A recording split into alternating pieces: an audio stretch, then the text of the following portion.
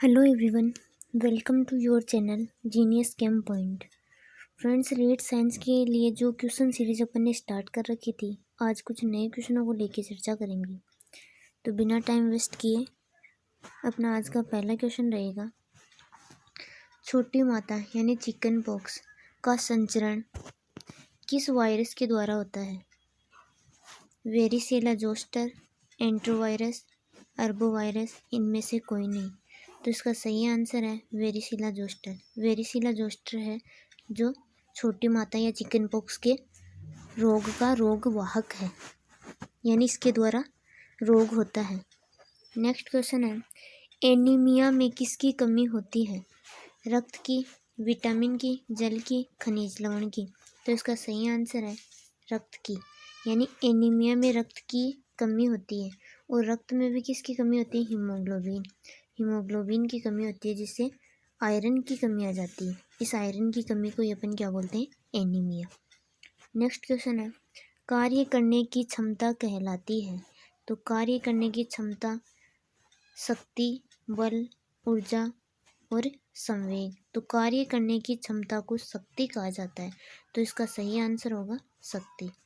Next question है, निम्न में से जीवाश्म ईंधन नहीं है? पेट्रोल, डीजल, प्राकृतिक गैस और लकड़ी। तो देखो, जीवाश्म ईंधन कौन से हैं जिनको अपन पृथ्वी के गर्भ से प्राप्त करते हैं? तो इनमें से कौन सा नहीं है? लकड़ी नहीं है। नेक्स्ट क्वेश्चन है, किस उपकरण में विद्युत ऊर्जा का ध्वनि ऊर्जा में रूपांतरण होता है?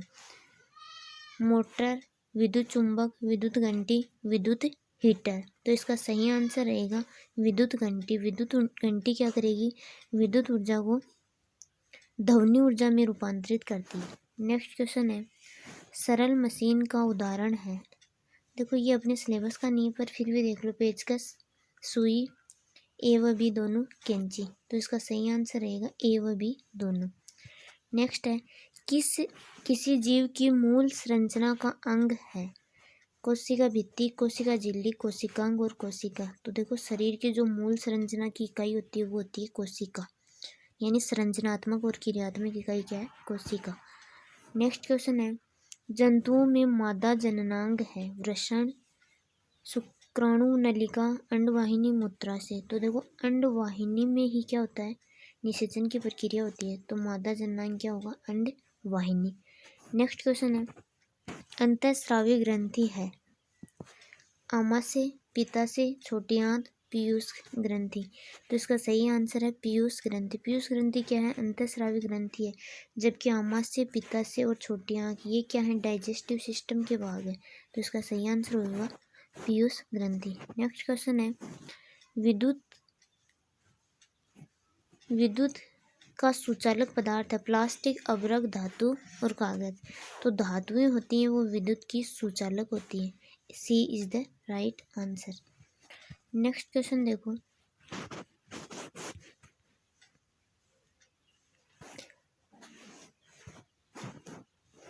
साइलो है। देखो, प्रसंस्करण तकनीक, कृषि यंत्र, भंडारण गृह और सिंचाई विधि। तो जो साइलो होता है वो अनाज को रखने का भंडार गृह होता है, उसको बोलते हैं साइलो, भंडार गृह को बोलते हैं। नेक्स्ट क्वेश्चन देखो, मानव के लिए उपयोगी सूक्ष्म जीव है? माइक्रोबैक्टीरियम, लेप्री, लैक्टोबैसिलस, पैरामीशियम और अमीबा। तो जो ये लैक्टोबैसिलस होता है ये दूध को दही में बदलता है। तो उपयोगी क्या हो गया? लैक्टोबैसिलस। नेक्स्ट क्वेश्चन है, निम्न में से किसमें ध्वनि का संचरण संभव नहीं है? तो देखो, ध्वनि को गमन करने के लिए माध्यम की आवश्यकता होती है। तो ध्वनि निर्वात में गमन नहीं कर सकता। तो क्या होगा इसका सही आंसर? निर्वात। नेक्स्ट क्वेश्चन है, किसी कण या वस्तु के माध्य स्थिति में ऊपर नीचे यानी कि इर्द गिर्द गति को कहते हैं कंपन, आवृत्ति, आयाम और आवर्तकाल। तो देखो, किसी माध्य स्थिति से इर्द गिर्द गति कर रही है उसको कहते हैं उसका आयाम।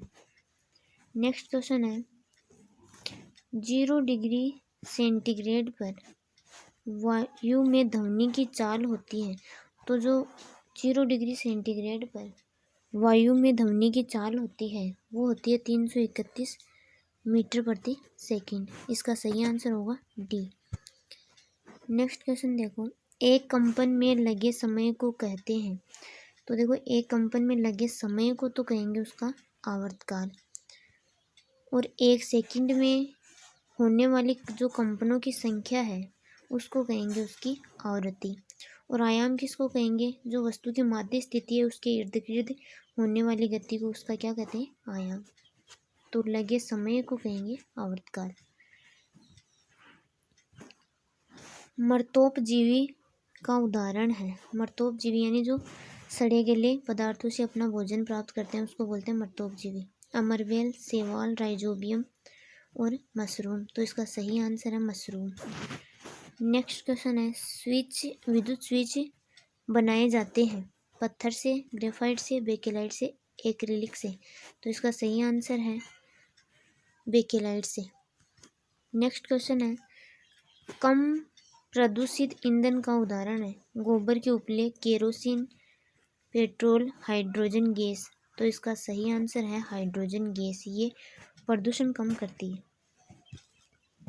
नेक्स्ट क्वेश्चन है, आवृत्ति का मात्रक है हर्ट्ज, डेसिबल, ए व बी दोनों, ए व बी दोनों ही नहीं। तो इसका सही आंसर है, जो आवृत्ति होती है उसका मात्रक होता है हर्ट्ज। और जो ये डेसिबल होता है ये ध्वनि की तीव्रता को मापने का काम करता है। तो ध्वनि की तीव्रता को किस में मापते हैं, डेसिबल में।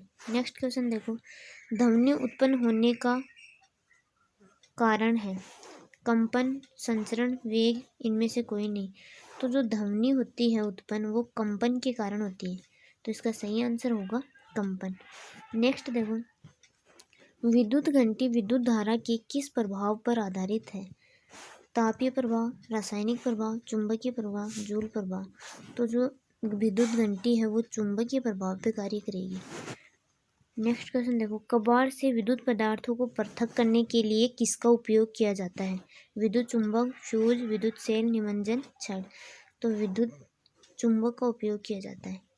नेक्स्ट क्वेश्चन है, निम्नलिखित में से किस विलयन में विद्युत धारा का प्रवाह नहीं होता।